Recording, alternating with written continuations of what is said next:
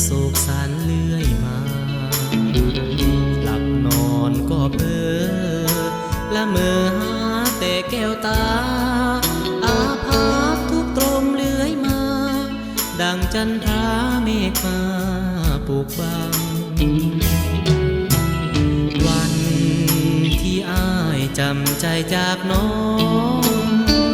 โอ้เอ๋ยเนื้อทองสี่ห้องหัวใจอ้ายพังรำพันบ่เว้นเป็นคนหมดสิ้นความหวังหลงเหลือเป็นคนเพียงลางส่วนดวงใจสิ้นแล้ววิญญาณบินวอนน้องแล้วแก้วตาอ้ายมาขอโทษถึงแม้นจะโกรธอย่าเปลี่ยนอย่าตัดสัมพันธ์ถึงทางหักแค้นห่างแต่กายหัวใจผูกพัน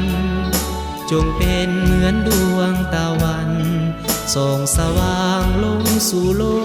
กาจงหับหูเถิดนาดวงใจเสียงเพลงแทนกายอ้ายขอมาขอขมาอย่าให้ความหลังสิงสังตลอดสีวาวอนน้องเป็นสายทาวลาหลังลมมาปราบพรมสาวดิน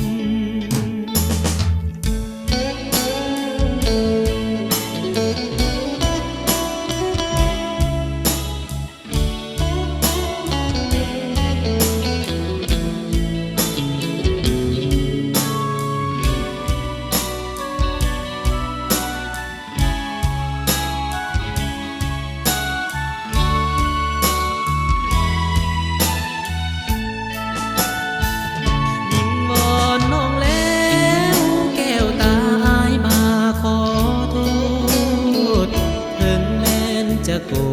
ธอย่าเปลี่ยนอย่าตัดสัมพันธ์ถึงทางหักแค้นห่างแต่กายหัวใจผูกพัน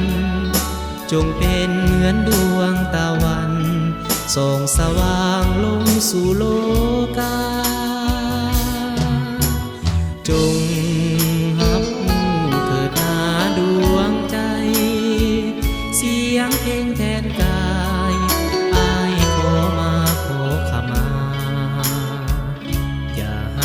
ความหลังสิงสังตลอดสีวาวอนน้องเป็นสายทาวลา